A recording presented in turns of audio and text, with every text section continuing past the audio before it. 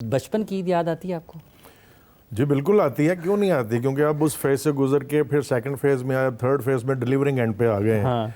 लेकिन वो ईद सबसे अच्छी होती थी कि जब इस चीज़ का इंतज़ार करना कि बाज़ार जाएंगे बड़े लेके और शॉपिंग करेंगे, अपनी पसंद की चीज़ें ख़रीदेंगे, नए जूते ख़रीदेंगे और नए कपड़े ख़रीदेंगे, और इसके अलावा फिर ईद वाले दिन जो सारे बड़े रिलेटिव्स हैं वो आएंगे और उनसे ईदी लेनी है।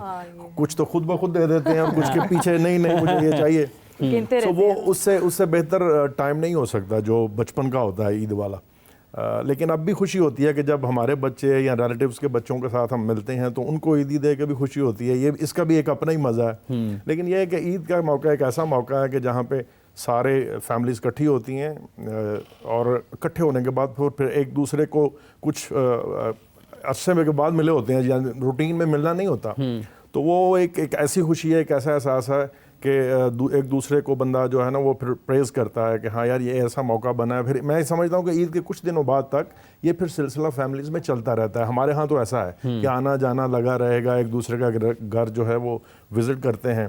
तो एक अच्छा मौका है, अच्छा त्यौहार है और सबको खुशी का एहसास होता है। नदा जी, ये शॉपिंग है, ख़वातीन और शॉपिंग तो लाज़िम मलज़ूम है। तो आप ईद की शॉपिंग बच्चों के साथ करती हैं या किस तरह से, या फिर जब बाहर जाती हैं वहीं से ले आती हैं चीज़ें? बिल्कुल भी नहीं, मैं तो बच्चों को लेके नहीं जाती हूँ क्योंकि वो तो एक नाइटमेयर सीन होता है। अच्छा।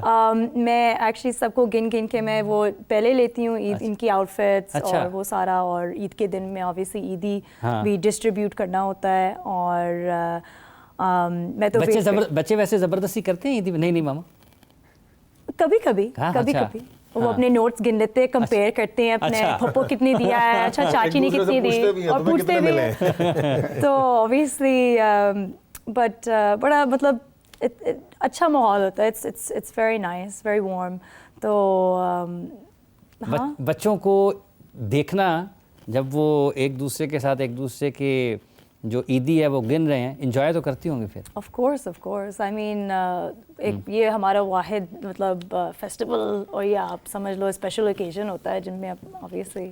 ठीक है, मतलब ये एक बड़ी दिलचस्प चीज़ है जी। अगर आप यहाँ पर सुनते हैं तो एक खुशी है कि आप, एक वक्त ऐसा होता है आपकी ज़िंदगी में कि आप ईदी ले रहे हैं तो उसमें आप खुशी महसूस कर रहे हैं। फिर आपकी ज़िंदगी में एक ऐसा वक्त आता है कि जब वो चीज़ आप आगे अपने बच्चों को या अपने जो भांजे हैं, भतीजे हैं, रिश्तेदार हैं, वो आपके पास आते हैं, तो आप जब उनको तकसीम कर रहे होते हैं तो वो भी खुशी का लम्हा है। तो ये खुशियाँ हैं, छोटी छोटी हैं, इनको बड़ा बड़ा समझा जाए तो यकीनी तौर पर बड़ी लगेंगी। यहाँ पर वक्त हुआ चाहता है एक वक्फे का, वक्फे के बाद आएंगे और फिर अपने इन मेहमानों से गुफ्तगू के सिलसिले को आगे बढ़ाएंगे।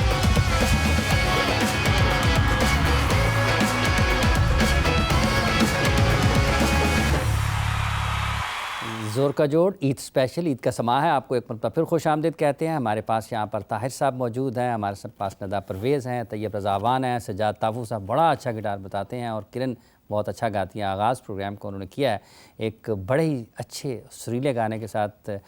मैडम नूरजहाँ की याद उन्होंने दिलाई है। लेकिन अब अगर आपसे कहा जाए कि आपका अपना पसंदीदा कोई गाना जो आपको बहुत पसंद हो, या फिर कोई भी आपकी पसंद हो, या ईद आपकी अपनी मर्ज़ी है? जी बिल्कुल, अहमद जाज़ेब का जो रीसेंट गाना है जो बहुत ही पॉपुलर हुआ है आजकल, मैं वही सुना देती हूँ। हाँ जी, आप सब मेरे साथ सबका फेवरेट है। जी सबका ही फेवरेट है वो। हाँ। तो आप लोग मेरे साथ गाएंगे ना? जी जरूर, चलें।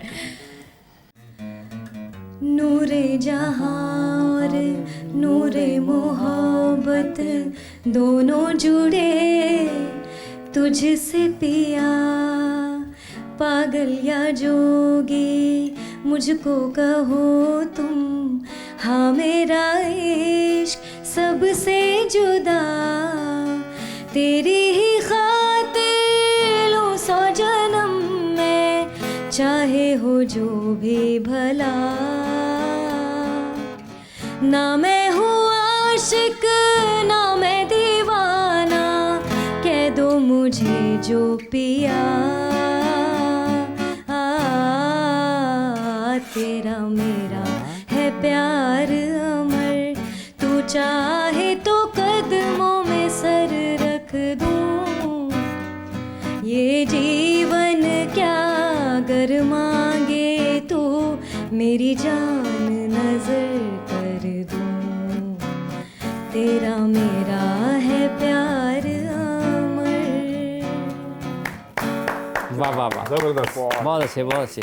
ये जब आप लंबे लंबे टूर करते थे तो किसको सुनते थे ताहिर साहब? टू बी ऑनेस्ट नुसरत जी को बहुत सुनते थे। अच्छा। हाँ जी, मेहदी हसन साहब को बहुत सुनते थे। अभी तो माशाल्लाह इतने इतने नामवर सिंगर आ गए हैं।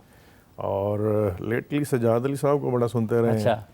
और ये एक बड़ा टिपिकल सा मोमेंटम होता था हमारी टीम का कि जब कभी भी हमने होटल से वेन्यू के लिए जाना है बस में या कोस्टर में, तो मैं अपनी सिलेक्शन जो है ना वो उस वक्त कैसेट्स भी होती थी, फिर सीडीज़ आ गई। अब तो मेरा मतलब डिजिटल दौर आ गया कि यूएसबी लगाई या कनेक्ट किया, ब्लूटूथ चलता है।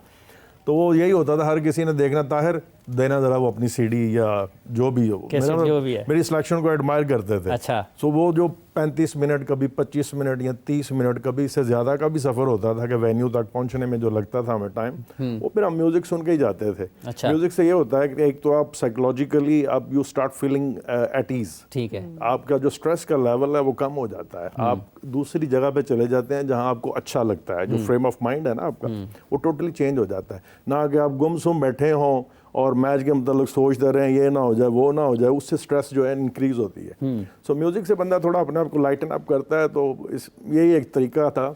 इतनी मेरा मतलब वक्त भी अच्छा गुजर जाता ना फिर। हाँ, वक्त भी अच्छा गुजर जाता था और थोड़ा सा मेंटली भी रिलैक्स और फोकस हो जाते थे। ठीक है, ये तो टीम गेम है ना हॉकी नदाब, ये तो बॉक्सिंग तो टीम गेम नहीं है।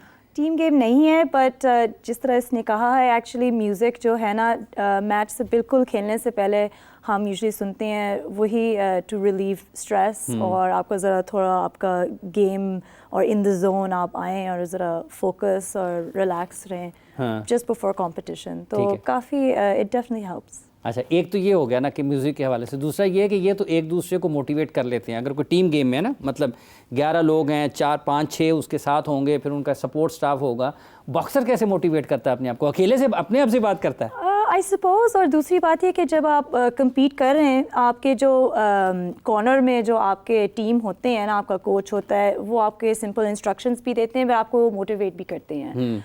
और दूसरी बात ये कि it's definitely it's a very different sport और आपको ऑब्वियसली खुद अपने आप को ज़रा मोटिवेट करना ही पड़ता है। तो ये रज़ा अवान साहब, ये चूँकि किरण साहब यहाँ पर हैं, सजाद ताफू साहब हैं, नुसरत फ़ज़ल अली ख़ान साहब, अल्लाह ताला उनके दर्जात बुलंद करे, आप उस दौर में तो नहीं हैं, लेकिन आप क्या सुनते हैं फिर?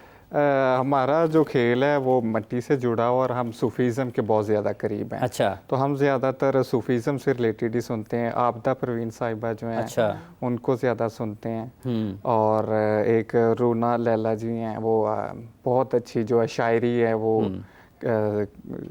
अपनी वो गज़ल में करती हैं, तो वो उन्हें सुनते हैं। तो ये है कि इवेंट से पहले या हम अगर ट्रेनिंग कर रहे हैं तो उसके दौरान भी जो है इनको सुनते हैं, और आप कह लें कि हमारा जो ट्रेनिंग में हम मगन रहते हैं और ज़्यादा से ज़्यादा ट्रेनिंग करते हैं। ताफू साहब, आप किसको सुनते हैं अपने अलावा? ताफू साहब खुद को सुनते हो? देखो जी, ये 7 और 5 12 सुर पूरी दुनिया में हैं। अच्छा। या तो मैं सुनता हूँ सिम्फनी ऑर्केस्ट्रा या जैज़ म्यूज़िक या पाकिस्तानी इंडियन क्लासिकल। अच्छा, पाकिस्तानी इंडियन तबला, सरंगी, उधर से जैज़ पियानो, सैक्सोफोन और सिम्फनी, ये मोज़ार्ट। क्योंकि पूरी दुनिया में सुर तो वही है, मौजज़ा है। बाकी कंट्री अलग हैं, लैंग्वेज अलग हैं, शक्ल अलग है, लेकिन म्यूज़िक का मौजज़ा है कि वही 7 सुर हैं जिसमें 2 रिखब, 2 गंदार, 2 देवर, 2 निखार, 2 निखार, तो 12 बन जाते हैं। 7 नेचुरल, बाकी 5 शार्प है, 5 फ्लैट। प्रॉपर इल्म मौसीकी है जो मैं पढ़ाता हूँ अलहमरा में। तो मैं क्लासिकल भी लिखता हूँ, नीचे मैं इंग्लिश में भी लिखता हूँ कि इंग्लिश में क्या बनते हैं कॉर्ड, और दरबारी होगा तो नेचुरल हमारा अच्छा, क्या। आपको खुद कुछ सुनने में क्या पसंद है गिटार पे? अगर आप कहेंगे आपका अपना दिल कर रहा है कुछ सुनने का, तो क्या सुनाएंगे? ये भी तो एक चीज़ है ना। है तो ये